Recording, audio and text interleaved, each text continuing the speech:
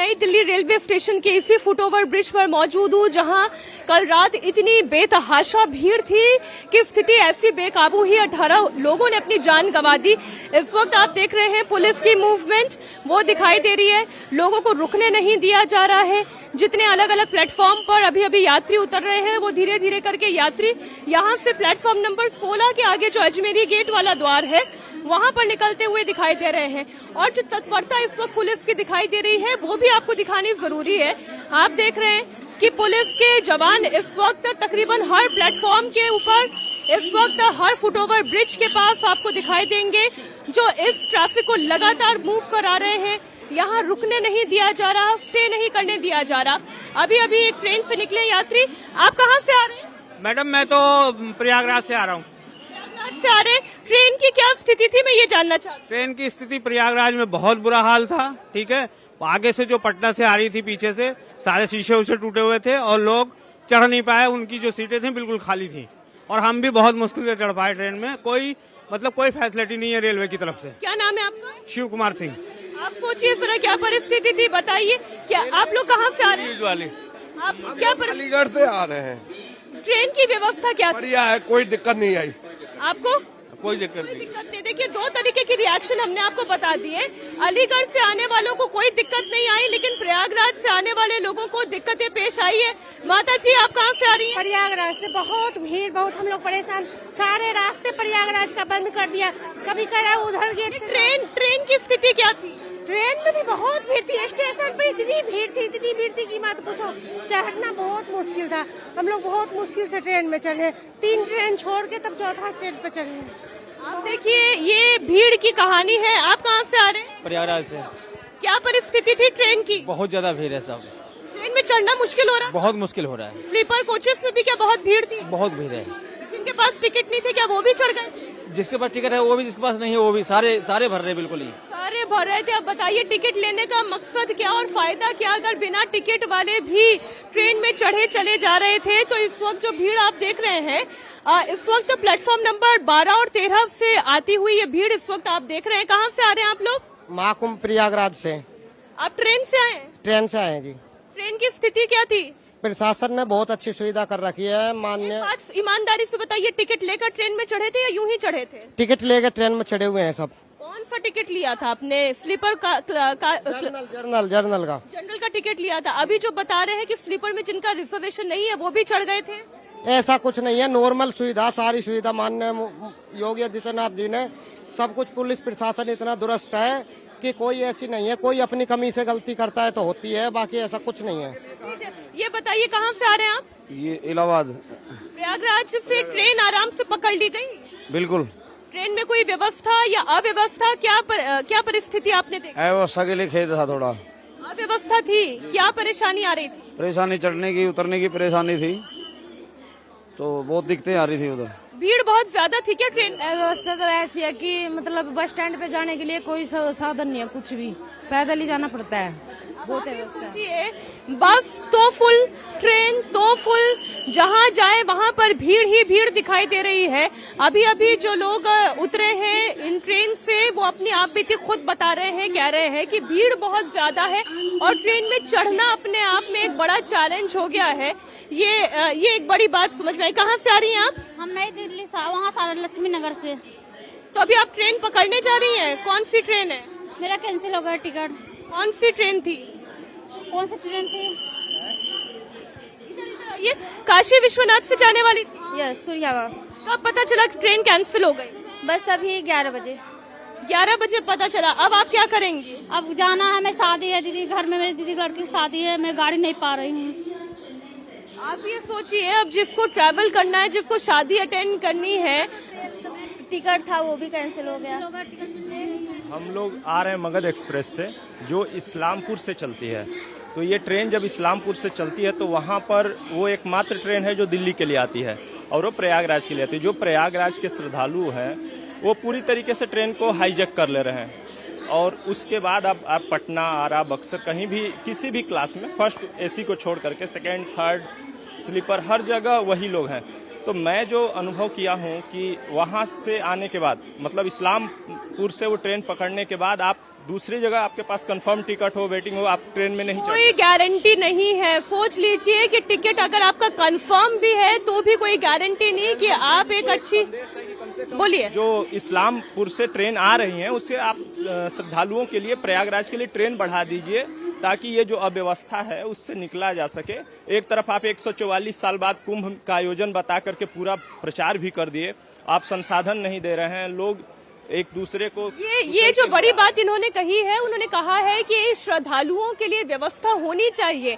Rail प्रशासन से जब हम ये सवाल पूछते हैं तो रेल प्रशासन ये कहता है कि हमने 300 स्पेशल ट्रेनें चला दी है, लेकिन 300 ट्रेनें चला देने के बाद भी आज परिस्थिति ये है कि बाकी तमाम ट्रेन जो प्रयागराज से होते हुए आगे बढ़ती है या फिर प्रयागराज जाती हैं, उनमें इतनी ज्यादा खचाखच भीड़ है कि ये नहीं संभल रही है। जिनके पास रिजर्व टिकट है उन्हें भी ये समस्या पेश आ रही है। इस वक्त आप देख सकते हैं प्लेटफॉर्म पर स्थिति सामान्य दिखाई दे रही है, फुटओवर ब्रिज पर स्थिति सामान्य दिखाई दे रही है, और जो एक बड़ा परिवर्तन कल के हादसे के बाद आप देख रहे हैं वो परिवर्तन ये है कि आपको खाकी वर्दी इस वक्त हर जगह दिखाई दे जाएगी। देखिए, 2 वहां से आ रहे हैं, एक पीछे खड़े हुए हैं, 2 वहां आगे की तरफ जा रहे हैं। हर प्लेटफॉर्म पर कम से कम 4 से 5 पुलिस वालों की मौजूदगी अपने सामने दिखाई दे रही है। अगर यही व्यवस्था कल रही होती तो शायद इतने हालात बेकाबू नहीं होते। अगर इतनी जनरल बोगी के टिकट नहीं काटे गए होते, ये सोचा गया होता कि इतने लोगों को अकोमोडेट कैसे करेंगे।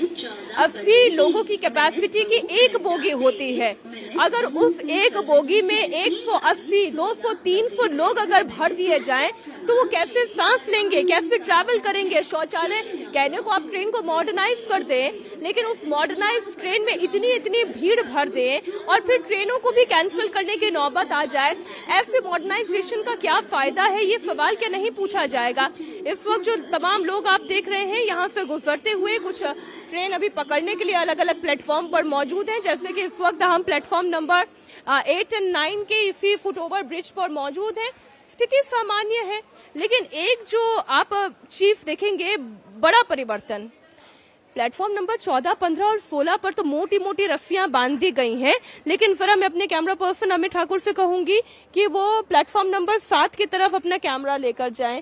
क्या कोई रस्सी आपको यहां दिखाई दे रही है?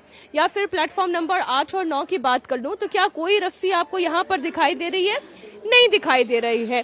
तो इसका मतलब यह है कि व्यवस्था केवल 3 से 4 प्लेटफॉर्म के लिए इसलिए अतिरिक्त करनी पड़ी है क्योंकि वहां से प्रयागराज के लिए जाने वाली ट्रेन की संख्या ज्यादा है, वहां से बिहार की तरफ जाने वाली ट्रेन की संख्या ज्यादा है, और अधिकतर भीड़ जो इस वक्त आप देखेंगे वो इन्हीं स्टेशन की तरफ जाने वाली है या फिर वहां से आने वाली है।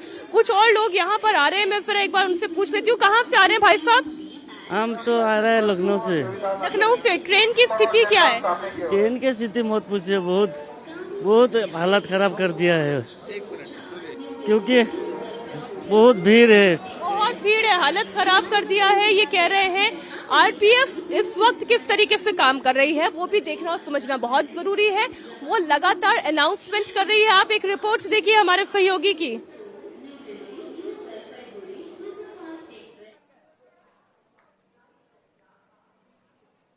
हम श्रमजीवी एक्सप्रेस के स्लीपर बोगी में मौजूद है और स्लीपर बोगी में जनरल डिब्बे जैसे हालात हैं। ऐसे रहेगी बीजेपी सरकार में, ऐसे रहेगी धांधली।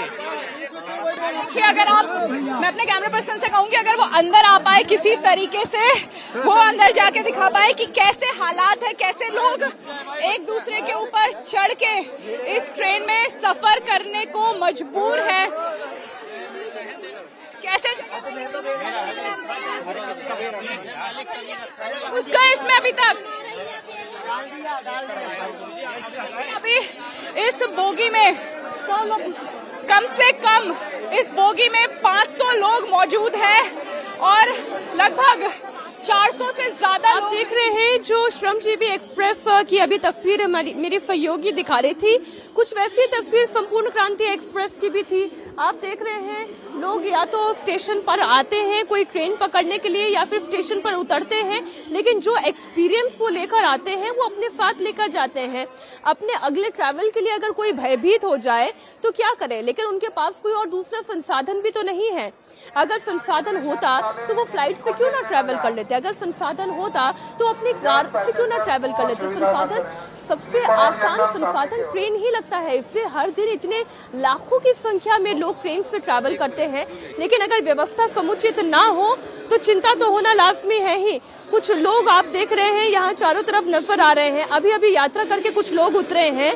मैं एक बार उनसे समझने की कोशिश करती हूँ कि क्या ट्रेन की यात्रा उनके लिए सुखद थी। एक्सक्यूज मी, आप लोग कहाँ से आ रहे हैं? ये हम इटावा से आ रहे हैं। आप लोग बाई ट्रेन आए? By train. कौन सी ट्रेन से? मगध एक्सप्रेस से। मगध एक्सप्रेस की स्थिति क्या थी, ईमानदारी से बताइए। स्थिति बहुत भयानक थी, स्लीपर कोच फुल भरे हुए थे, कोई रिजर्वेशन का वो नहीं था उसके अंदर। मतलब जिसका रिजर्वेशन है उसकी सीट पर नॉन रिजर्व भी बैठा, रिजर्व बैठे थे और रिजर्व वाले खड़े थे, ये हालात थे। तो क्या ट्रेन में बोगी में कोई आरपीएफ का जवान, कोई पुलिस, कोई सहयोग? हमें नहीं मिला मैडम, कोई भी आरपीएफ का जवान नहीं मिला और लड़ाई भी होती रही पैसेंजर में आपस में, सीट के पर्पज से, सामान के पर्पज से भी होती रही है, पर लेकिन कोई ऐसा। क्या टीटी वगैरह भी नहीं थे? टीटी वगैरह एक बार भी नहीं आया। इटावा से लेकर के हम नई दिल्ली तक आए, कोई हमें टीटी नहीं मिला। जरा सोचिए, टीटी नहीं मिला, आप कैसे ट्रैवल कर पाई? महिलाओं के लिए तो और ज्यादा चुनौतीपूर्ण हो रहा है। बहुत ज्यादा हो रही थी, परेशान हो गए थे लोग। इटावा से नई दिल्ली तक का सफर कितने घंटे का था? 4-5 घंटे का था। सोचिए जरा, 4-5 घंटे के सफर में लोग परेशान होते हुए आए हैं। अगर कोई एक सलाह आप देना चाहे रेल प्रशासन को तो क्या देंगे? प्रशासन को ये है कि टीटी होना चाहिए और एक गार्ड होना चाहिए, उसके अंदर सिक्योरिटी गार्ड होना चाहिए ताकि मतलब सेफ्टी हो जाए। अच्छा, आप एक बार अपना कोच नंबर भी बता दें जिससे कि इस वक्त अगर रेल प्रशासन सुन रहा है। कोच नंबर S6 था, S6 में 60 नंबर 62 नंबर मेरा चिन्ह। मगध एक्सप्रेस का कोच नंबर S6 जो कि रिजर्व्ड कोच था, उसमें यात्री परेशान होते हुए आए हैं और एक भी टीटी मौजूद नहीं था।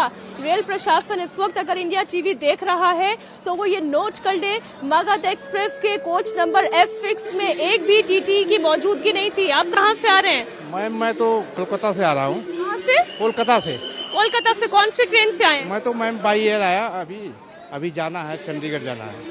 चंडीगढ़ जाना है, तैयार है भीड़ का सामना करने के लिए? मैं तो अभी रिजर्वेशन करवा रखा है मैम, C2 में 23 है, लेकिन ये मैं देख रहा हूँ कि गाड़ियों की संख्या कम है मैम, जिसकी वजह से भीड़ हो रही है ज़्यादा। सोचिए, लोगों के मन में पहले से एक डर है कि गाड़ियों की संख्या कम होने की वजह से लोगों को चुनौतियों का सामना करना पड़ रहा है। कोई कोलकाता से आता है, दिल्ली आता है, फिर यहाँ से चंडीगढ़ जाता है, कोई बाय एयर आता है और फिर बाय ट्रेन निकलता है। तो वो जो एक्सपीरियंस यहाँ से लेकर जाता है वही अपने संगी साथियों, घर वालों को बताता है। और अभी तक जितने लोगों के मैंने एक्सपीरियंसेस सुने हैं, अगर 100 में से मैं गिनती करूँ तो 100 में से केवल 10 लोगों के एक्सपीरियंस आपको अच्छे दिखाई देंगे, वरना 90 लोग ये कह रहे हैं कि ट्रेन में यातायात करना उनके लिए एक चुनौती बन गया है। अब ये चुनौती क्यों है, इस चुनौती से कैसे बचा जा सकता है, इसे हम समझने की कोशिश करेंगे। जरा हम एस्केलेटर ले लेते हैं। कहाँ जाना है? प्रयागराज। अच्छा, अभी आपसे मेरी बात हुई थी, देखिए अब प्रयागराज जाना है, जाएं कैसे? ट्रेन कैंसिल हो गई है, ट्रेन कैंसिल हो गई और कोई वैकल्पिक व्यवस्था नहीं है। आइए चलिए थोड़ा अलग प्लेटफॉर्म पर बढ़ते हैं आगे। एस्केलेटर्स होने का देखिए, जो तारीफ की बात है वो करनी चाहिए। एस्केलेटर है, उसकी वजह से बहुत से यात्रियों को सुविधा भी होती है, लेकिन जब भीड़ बहुत ज्यादा बढ़ जाएगी तो ये सारी व्यवस्थाएं कम पड़ जाती हैं।